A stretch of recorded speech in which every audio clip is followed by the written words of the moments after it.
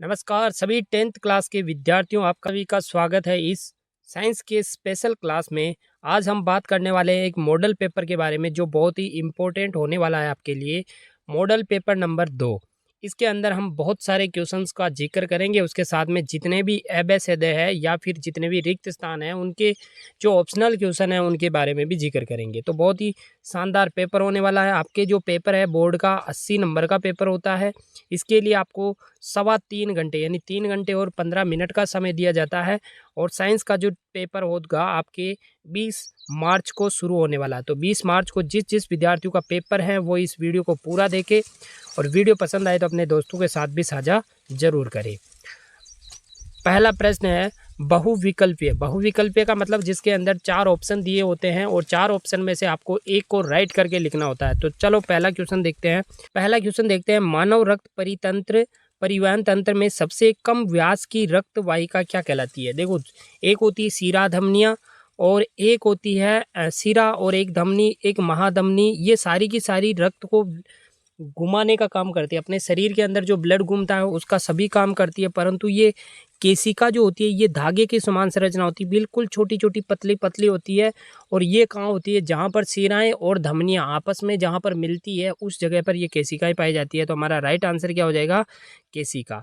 केशिका हमारा right answer हो जाएगा। पहला क्वेश्चन राइट आंसर केशिका। दो तंत्रिका कोशिका के मध्य खाली स्थान को क्या कहते हैं। दो तंत्रिका कोशिकाओं के मध्य खाली स्थान को सिनेप्स कहते हैं। आपको पता है ध्रुमिकाएं क्या होती है। ध्रुमिकाएं उसकी जो हिरण के सींग की तरह जो दिखाई देती है उसको ध्रुमिकाएं कहते हैं।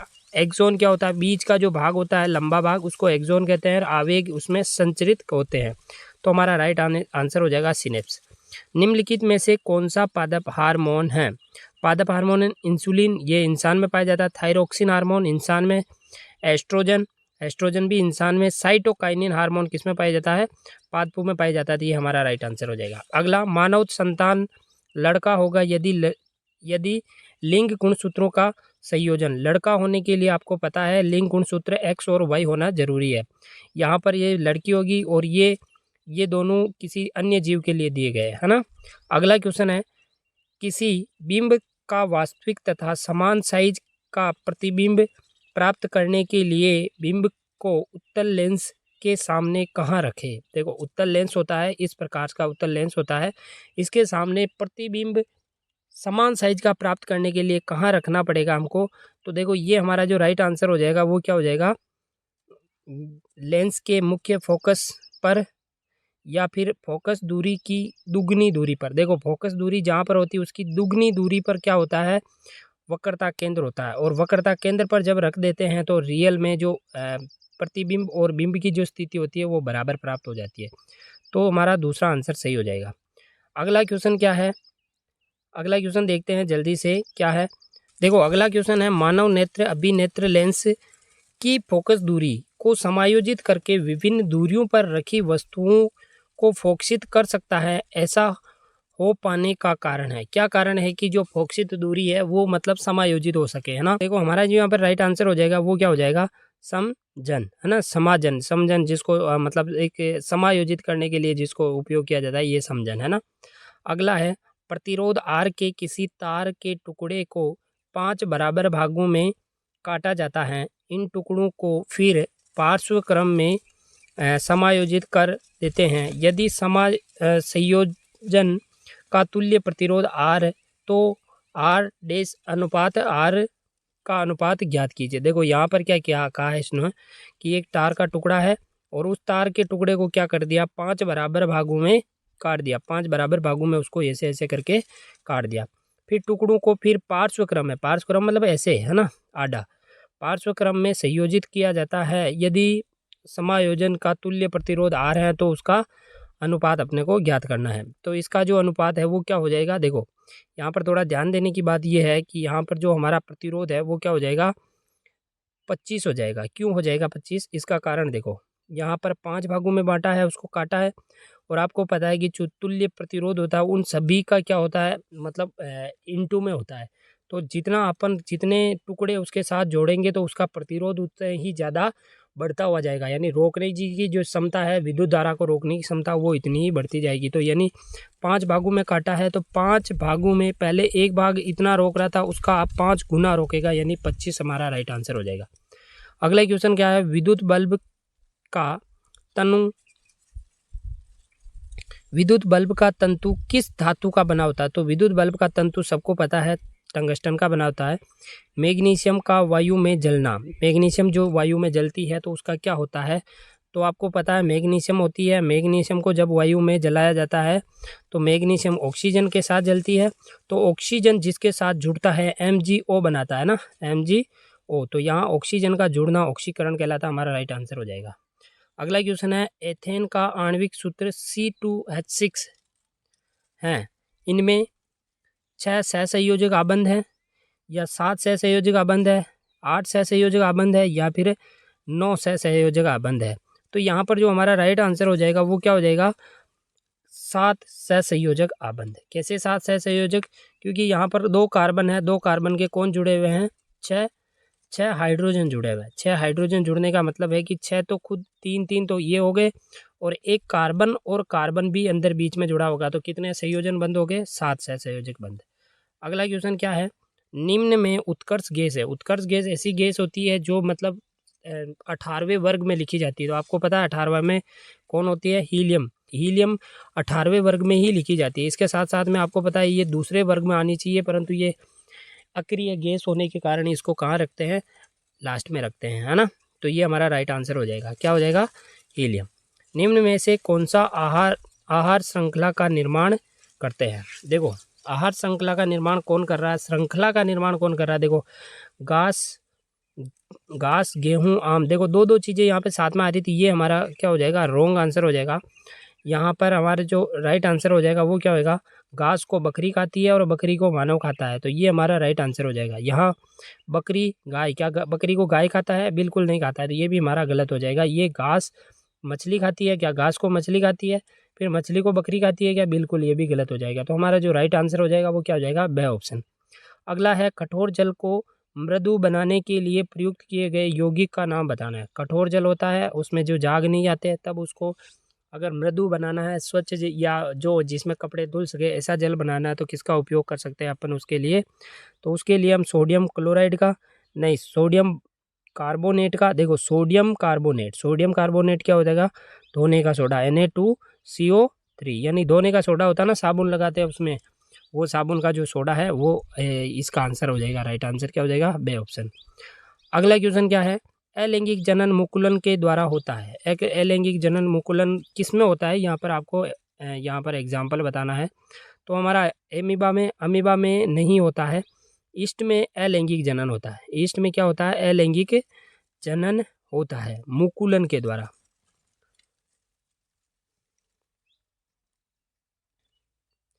तो हमारा यहाँ पर बी ऑप्शन क्या हो जाएगा, राइट हो जाएगा। अगला है, विद्युत तथा चुंबकत्व के मध्य संबंध की खोज किसने की? यहाँ पर विद्युत और चुंबकत्व के मध्य में जो खोज की है उस वैज्ञानिक का नाम बताना है। आपको पता है उसका नाम, उन्होंने एक इसका मात्रक भी उसके नाम पे चलता है। तो और ऑर्स्टेड जो है, उन्होंने इसके दोनों के मध्य में संबंध की खोज की थी, और यहीं इसका ऑर्स्टेड के नाम पर इन्होंने एक मात्रक भी दिया था। आप कमेंट सेक्शन में बता सकते हो, नहीं तो मैं लास्ट में बता दूंगा।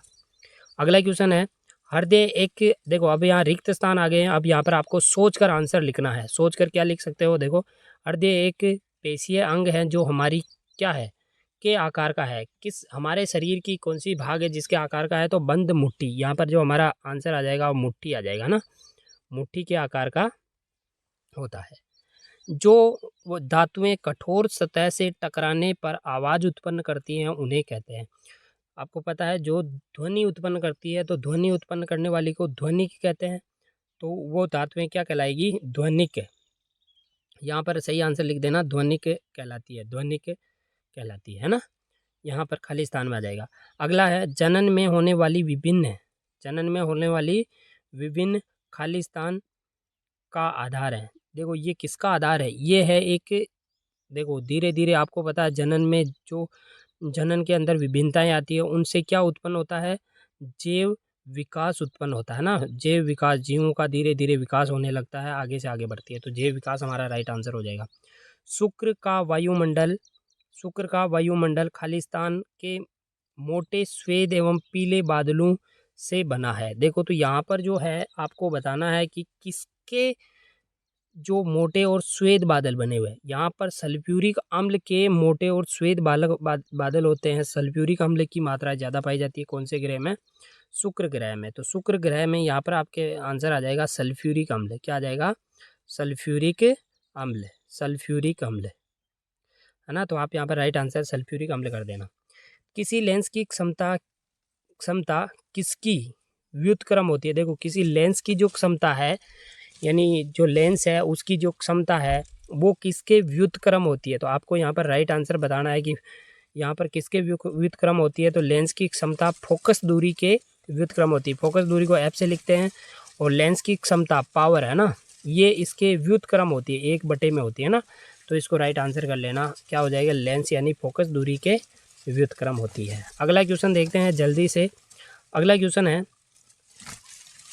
किसी लेंस की क्षमता किसके व्युत्क्रम बता दिया अभी। यह है किसी विद्युत परिपथ में इलेक्ट्रॉनों का जो ऋण आवेश हैं के प्रवाह की दिशा, ऋण आवेश की प्रवाह की दिशा किधर होती है?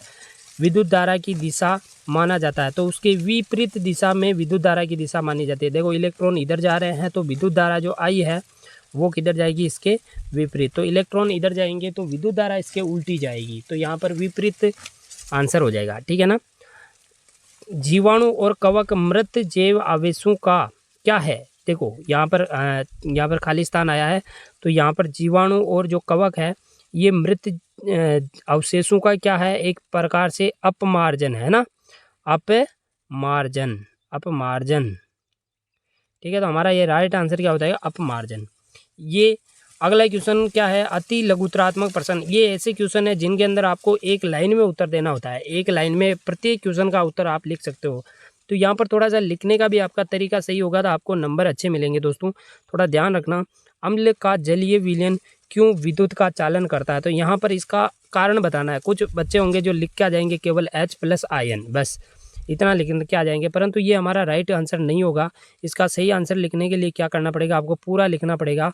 अम्ल के जलीय विलयन में यहाँ लिख नहीं पाऊंगा, परंतु मैं बोल देता हूँ। अम्ल के जलीय विलयन में देखो हाइड्रोजन आयन होता है या फिर H3O+ है ना, ये होता है एक, ये आयन होता है या फिर हाइड्रोजन आयन होता है। तो इनके कारण विद्युत धारा उत्पन्न होती है। इतना सारा लिखोगे तब जाकर आपको राइट आंसर मिलेगा और नंबर भी मिलेंगे। अगला क्वेश्चन है, दो धातुओं के नाम बताइए जो कि प्रकृति में मुक्त अवस्था में पाई जाती है। दो धातुओं के नाम बताइए जो मुक्त अवस्था में, आपको पता है जो महंगी धातुएं होती हैं वो मुक्त अवस्था में पाई जाती है। जैसे जैसे याद रख सकते हो आप, सोना है ना, सोना और प्लेटिनम। सोना को क्या बोलते हैं? गोल्ड Au, और प्लेटिनम Pt। ये दोनों धातुएं याद रखना। अगला क्वेश्चन क्या है? CO2 सूत्र वाले कार्बन डाइऑक्साइड की इलेक्ट्रॉन बिंदु संरचना लिखनी है। यहाँ पर जो ये CO2 दे रखा है इसकी आपको इलेक्ट्रॉन बिंदु संरचना बतानी है। तो क्या है? कार्बन में कितने इलेक्ट्रॉन होते हैं बाह्यतम कक्षा में? 1 2, यहाँ पर मैं लिख देता हूँ आपको, थोड़ा सही आ जाएगा समझ में। 1 2 3 4 होते हैं ना, और इसके ऑक्सीजन की संख्या 2 है, तो एक इधर और एक इधर। ऑक्सीजन के बाह्यतम कोश में कितने इलेक्ट्रॉन होते हैं? 6। 1 2 3 4 5 6। इसके पास कितने होते हैं? 6 होते हैं दोनों के पास। 2 3 4 5 6। तो देखो कार्बन को अपने अष्टक पूरा करने के लिए क्या करना पड़ेगा? इससे 2 इलेक्ट्रॉन लेने पड़ेंगे और इससे भी 2 इलेक्ट्रॉन लेने पड़ेंगे। इसी प्रकार से ऑक्सीजन को करने के लिए इसके 2 इलेक्ट्रॉन से साझा करना पड़ेगा, इधर भी 2, और इस वाले को भी पूरा करने के लिए अपना क्या करना पड़ेगा? इधर से साझेदारी करनी पड़ेगी। ये हो गई इलेक्ट्रॉन बिंदु संरचना। तो इस प्रकार से आप बनाकर आ जाओगे तो डेफिनेटली आपको क्या करेगा? पूरे पूरे के पूरे नंबर मिल जाएंगे। और ये इस प्रकार से संरचना बनाता है डबल बॉन्ड वाली। अगला क्वेश्चन देखते हैं जल्दी से दोस्तों। क्या है? क्रियात्मक समूह कीटोन का अनुलग्न क्या है? क्रियात्मक समूह कीटोन है, कीटोन का अनुलग्न क्या है? अनुलग्न में क्या लिखते हैं उसके लिए? तो आपको पता हो तो ओन लगाते हैं। जब भी अपन कीटोन लिखते हैं तो ओन लगते हैं, ONE है ना, ओन। तो ये इसका अनुलग्न हो जाएगा। और आपको पता है कीटोन का जो सूत्र होता है वो क्या होता है? ऐसे ये कार्बन से 2 इधर लगे हुए हैं और ऑक्सीजन इसके साथ में जुड़ा होता है। अगला क्वेश्चन देखते हैं, केंद्रीय तंत्रिका तंत्र का मुख्य कार्य क्या होता है। केंद्रीय जो तंत्रिका तंत्र है इसका मुख्य कार्य क्या होता है। तो आपको पता है केंद्रीय तंत्रिका तंत्र विभिन्न भागों में जो सूचनाएं होती हैं उनको प्राप्त करती है या फिर उन सूचनाओं को मस्तिष्क तक पहुंचाने का कार्य ये करती है। तो थोड़ा सा ध्यान रखना। अगला क्वेश्चन है, आवृतबीजी एंजियोस्पर्म पौधों में जननांग कहाँ पाए जाते हैं। आवृतबीजी होते हैं उनके अंदर जननांग कहाँ पाए जाते हैं। तो आपको पता है जननांग की उनकी जो उपस्थिति होती है एंजियोस्पर्म में उनमें कहाँ पाई जाती है। तो आपको पता है आवृतबीजी पौधों में क्या होते हैं, फूल होते हैं, पुष्प होते हैं। तो इसका जो राइट आंसर हो जाएगा वो क्या हो जाएगा, पुष्प में। तो आप ऐसे ही लिखना, आवृतबीजी एंजियोस्पर्म पौधों में जननांग पुष्प में स्थित होते हैं या पुष्प में पाए जाते हैं। अगला है, फोकस दूरी को परिभाषित कीजिए। तो फोकस दूरी को आप खुद परिभाषित कर सकते हो, दिमाग में रखना है। फोकस दूरी क्या होती है, किसी लेंस का जो मुख्य अक्ष है, देखो लेंस होता है, ये लेंस इसका मुख्य अक्ष होता है। मुख्य अक्ष बिंदु पर प्रकाशीय केंद्र के बीच की दूरी, यहाँ से लेकर यहाँ पर इस गोले का जिसका भाग है इसको बोलते हैं मुख्य यानी सी वक्रता केंद्र। इन दोनों का जो बीच वाला पॉइंट होता है उसको बोलते हैं क्या, फोकस दूरी एफ, है ना। तो ये आप परिभाषित कर सकते हो, यानी मुख्य अक्ष और जो प्रकाशिक केंद्र होता है इनके बीच की जो दूरी होती है ये वाली, इसको बोलते हैं फोकस दूरी या इसको बोलते हैं फोकस बिंदु। इसको फोकस बिंदु और यहाँ के बीच की दूरी को फोकस दूरी। अगला क्वेश्चन है, किसी लेंस के दोनों फोकस दूरियां कब बराबर होती है। दोनों फोकस दूरियां, अभी हमने एबीसीडी में भी ये क्वेश्चन आया है तो उसके अंदर भी हमने देखा कि दोनों फोकस दूरियां कब बराबर होती है, जब इसका जो प्रतिबिंब है उसको हम क्या करते हैं, जैसे ये लेंस है और इसका प्रतिबिंब हमने कहाँ रख दिया, वक्रता केंद्र सी पर रख दिया। तो इसका जो प्रतिबिंब बनेगा वापस, ये तो बिंब है और प्रतिबिंब जो बनेगा वो वापस कहाँ बनेगा, इसी के बीच में बनेगा। इसीलिए ये हमारा राइट आंसर यहाँ पर क्या हो जाएगा, तो प्रकाशिक केंद्र या वक्रता केंद्र पर रखने पर क्या हो जाती है, दोनों फोकस दूरियां बराबर हो जाती है।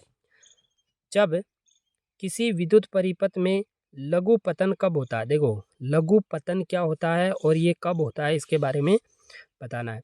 तो जब विद्युत में जो तार होता है, विद्युत जिसके अंदर विद्युत धारा प्रवाहित हो रही है, ऐसा तार उदासीन तार के संपर्क में आता है, यानी एक उदासीन तार है जिसे अर्थ का तार कह सकते हो, उदासीन तार के संपर्क में आता है तो विद्युत परिपथ में क्या उत्पन्न हो जाता है, लघु पतन उत्पन्न हो जाता है। थोड़ा याद रखना, उदासीन तार का याद रखना, उदासीन तार याद रखना।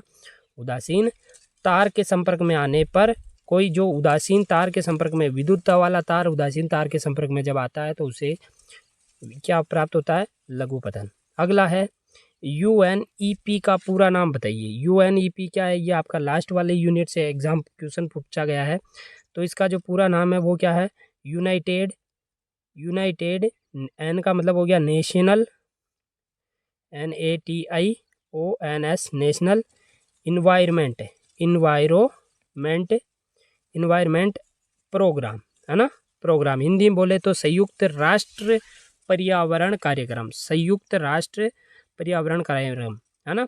तो ये हमारा क्या हो गया, ये यहाँ पर राइट आंसर क्या हो जाएगा, तो यूनाइटेड नेशनल इन्वायरमेंट प्रोग्राम।